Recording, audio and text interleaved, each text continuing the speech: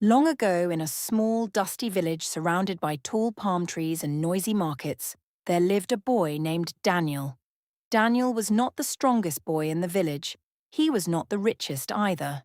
In fact, his clothes were sometimes patched and his sandals were worn out. But Daniel had something special. He loved wisdom. Every evening, while other children ran around chasing goats and throwing stones into the river, Daniel would sit beside his grandmother under the old mango tree. His grandmother always carried a small Bible with faded pages. She would smile and say, "Wisdom is better than gold, my child. Gold can disappear, but wisdom can protect you forever." Daniel never forgot those words. One hot afternoon, something happened that changed the whole village. The village market was crowded with traders shouting prices. Fresh fish! Sweet oranges! Fine yams! Suddenly, a wealthy merchant named Mr. Agbor began to shout angrily. "My money is missing!" he yelled. Everyone stopped moving. Mr. Agbor had brought a bag filled with money to buy goods from traders, but now the bag was gone. The village guards quickly blocked the market gates. "No one leaves until the thief is found," they ordered. People became afraid. Some women started crying. Children hid behind their parents. Traders began accusing one another. Then the guards noticed a small bag under a wooden table beside Daniel. "It must be him!" one guard shouted. The crowd gasped. Daniel's heart began to beat fast. "I didn't steal it," he cried, but nobody listened. Some people pointed fingers. "His family is poor. He probably wanted the money. Take him to the chief." Daniel felt tears gathering in his eyes. He remembered what his grandmother always taught him. Wisdom speaks calmly, even when fear is shouting. So instead of screaming or running away, Daniel took a deep breath. Then he said something surprising. "If I stole the money," Daniel said quietly, "then tell me, why would I hide it where everyone could easily see it?" The crowd became silent. The chief stroked his beard. "That is true," he said. Daniel continued. "And if I wanted to escape, why would I still be standing here?" Now the villagers began murmuring to themselves. The chief nodded slowly.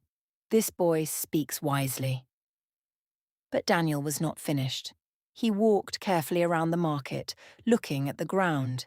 Then he noticed tiny drops of palm oil leading away from Mr. Agbor's stall. You see, earlier that morning, a trader carrying oily palm fruits had bumped into someone in the crowd. Daniel followed the oily footprints quietly until they stopped behind a large basket near the market wall. Hidden there was another boy named Theo, shaking with fear.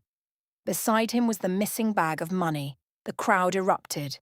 It was Theo! He is the thief! The guards grabbed him immediately. Theo burst into tears. "I'm sorry," he cried. "My mother is sick, and we had no food at home."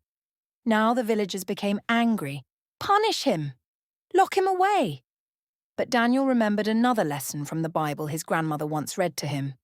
A wise person is slow to anger and full of mercy.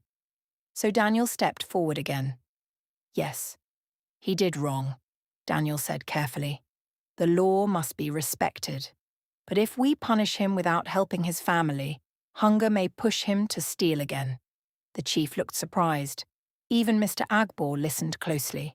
Daniel continued, "Wisdom does not only punish wrong, wisdom also tries to prevent wrong from happening again." The market became completely silent.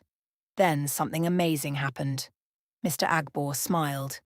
"Young boy," he said, "today you have shown more wisdom than many adults."